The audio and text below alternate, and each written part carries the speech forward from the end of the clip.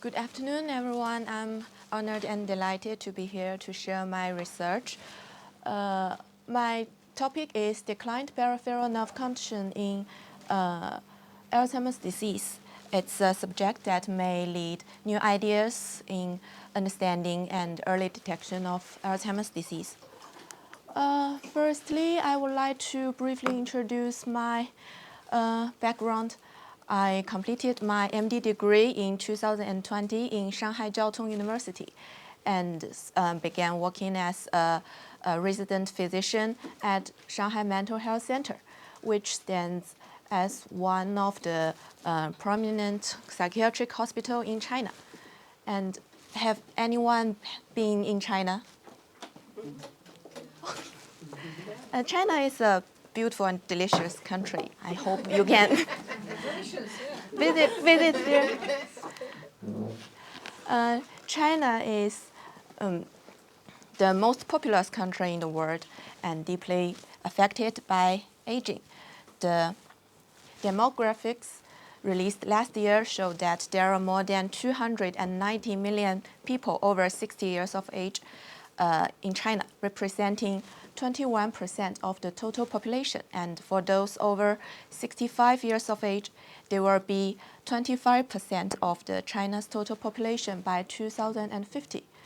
As China is facing an unprecedented increase in its elderly population, the age-related disease, especially Alzheimer's disease, is expected to rise by over 300% by 2040. Shanghai is even more acute in aging, where a third of the population is over 60 years of age. The previous study showed that the 3.8% of the person over 60 years of age in China had AD, and our team found this percentage in Shanghai increased to 4.5%.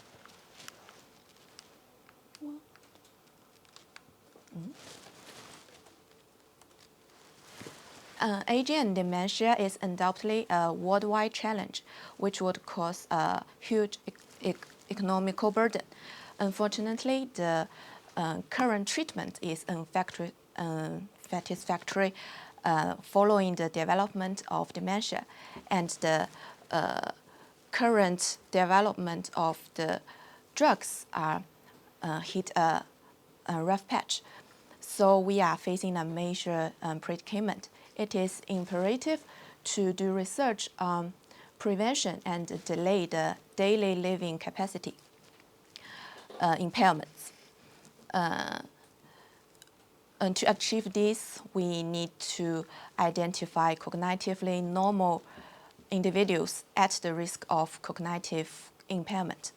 So we need the community-based cohort studies to achieve this. Our team has established a longitudinal agent community-based cohort and continuously observing participants every 2 years since 2016. It is built upon several previous short-term community studies, and currently we have already included over 2,000 participants, making it one of the largest community-based cohort studies of the elderly in China. In our study, we've gathered multidimensional data from each participant. Firstly, the participants completed a questionnaire covering demographics, hobbies, lifestyles, and medical histories, and then followed by cognitive tests, neuropsychological assessments, and a basic physical examination. Then the participants are given the option to provide the blood and the urine samples and undergo an MRI brain scan. The blood samples were further analyzed for blood biochemistry, AD-related biomarkers, and ApoE genotype.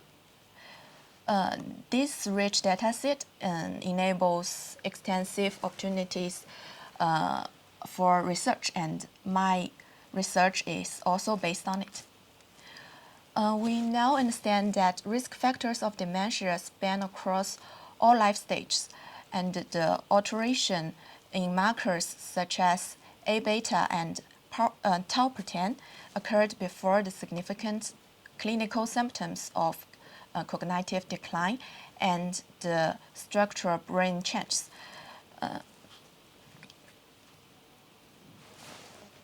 And the A-beta and tau protein levels in cerebrospinal fluid and A-beta PET and tau PET scan has been included in the current diagnostic guidelines, highlighting their significance as a benchmarker for Alzheimer's disease. But due to its high cost and the complex nature of collecting these biomarkers, limited their utility for early screening in primary care. So we still need to find alternative markers that are cost-effective, accessible, and highly sensitive. In our study, we focus on the function of peripheral nerve as a promising marker because the previous study have made some interesting findings. Both the autonomic and the somatic nerve degeneration occurs more frequently in patients with central neurodegenerative diseases than in a healthy age-matched control group. And AD involves the impairment in both sympathetic and parasympathetic functions, with the evidence that vagus nerve stimulation may improve the cognitive function. Additionally, motor disorders such as changes in gait and posture, motor slowing, and even stiffness and tremor occurred before the significant cognitive decline in Alzheimer's disease. This indicates a possible link between central and peripheral neuropathy. Autopsy studies identified the hyperphosphorylated tau protein in the sciatic nerve of AD patients, and the animal studies replicated these findings. Furthermore, AD model mice have shown a reduced number of sciatic nerve fibers and significant defects in the hind limb extension reflex. These findings hint at the potential functional and structural alterations in peripheral somatic nerve of AD patients. Our objective is to verify if there is a decline in peripheral somatic nerve function during the stage of MCI. MCI means mild cognitive impairments and Alzheimer's disease, and to investigate the underlying relationship between peripheral somatic function and the cognitive function. We use nerve conduction studies to detect peripheral nerve function. It is advantageous because its convenience, non-invasiveness, affordability, and reproducibility. This test process includes 5 steps. Firstly, we positioned the stimulating and recording electrodes on the specific sites of the nerve under test. Next, we initiate the electrical stimulation at a low intensity, and then gradually increase it until there is no further rise on the waveform amplitude. The generated impulses are transmitted through the nerve, then captured by the recording electrodes, and finally displayed as a waveform on the monitor. And impulses of motor nerve is generated by one single largest robust electrical signal, and that of the sensory nerve is generated by the superposition of multiple small signals. In our study, we tested one motor nerve and one sensory nerve both in the upper and the lower limbs. So we chose the median and common peroneal motor nerve and the median and sural nerve. This selected nerve is superficial, making it easy to locate and frequently used in clinical diagnostics. The waveforms is characterized by three main parameters: latency, amplitude, and velocity. They can indicate the loss of nerve conduction fibers and axonal degeneration.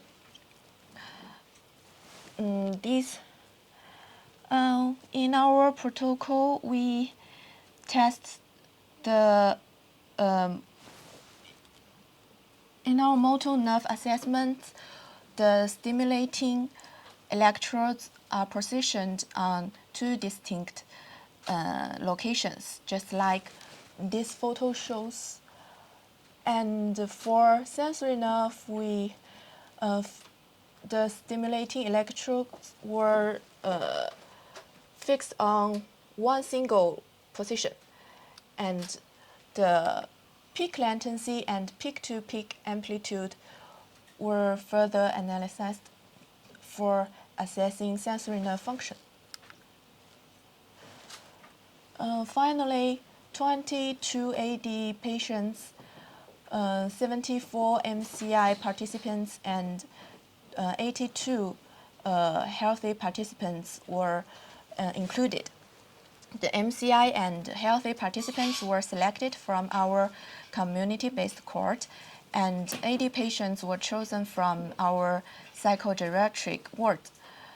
We excluded the individuals with a history of organic brain diseases, brain trauma, head surgery, depression, substance abuse, neurological disease affecting peripheral nerves such as diabetes, cognitive impairments from non-AD causes, and those have positive signs on physical neurological examination.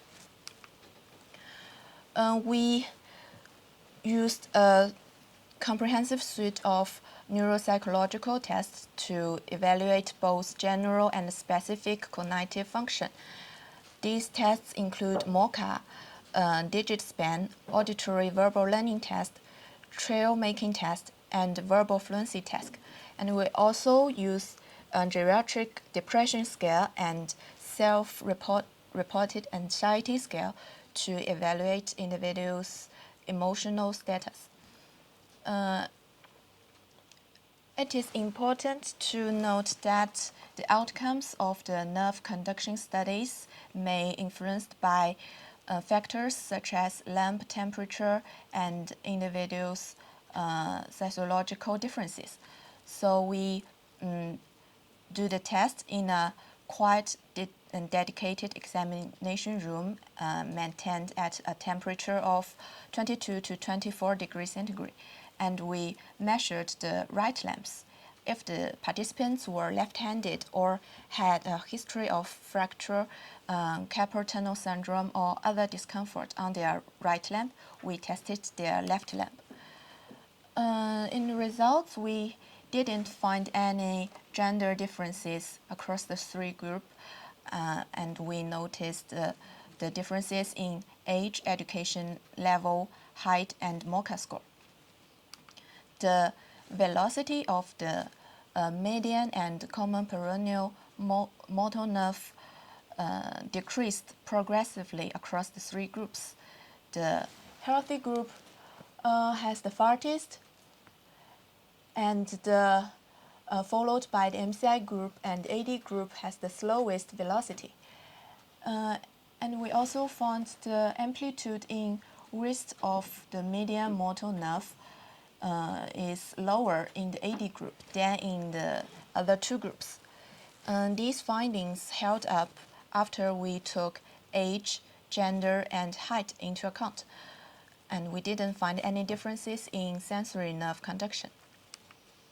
In the correlation analysis, we found the velocity of median motor nerve is positively linked with the overall MoCA score, and the velocity of common peroneal motor nerve is positively linked with the performance in idiom part of verbal fluency test. These findings are also after control, including age, gender, educational level, height, and GDS scores. While the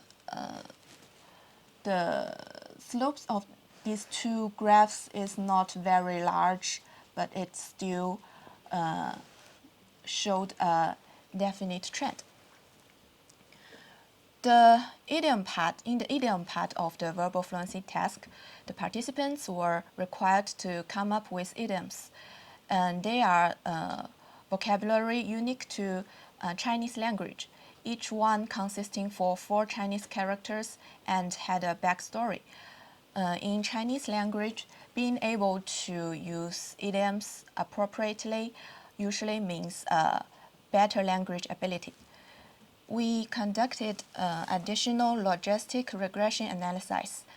The variables that are recognized risk factors for cognitive decline, including age, gender, and educational level, were included in our model, and we found the slower velocities in both the median and common peroneal motor nerve are associated with the increased risk of AD, and this association is not be found in the MCI. This discrepancy may due to the heterogeneity of MCI. In summary, we found some noteworthy insights regarding peripheral nerve conduction.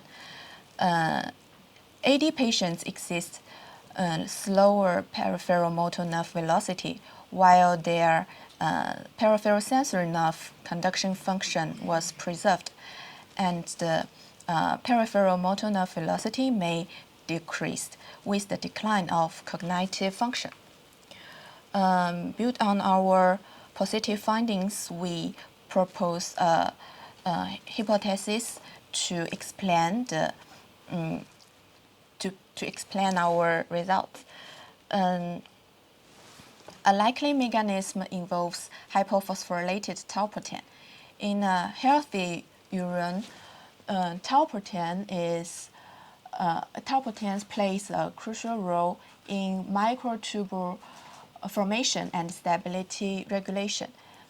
However, the ability of hyperphosphorylated tau protein to bind to microtubule is significantly declined.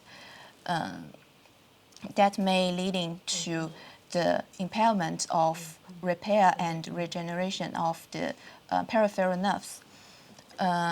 Additionally, tau protein can also influence axonal transport and myelin regulation through various mechanisms, leading to the structural and functional damage to peripheral nerves.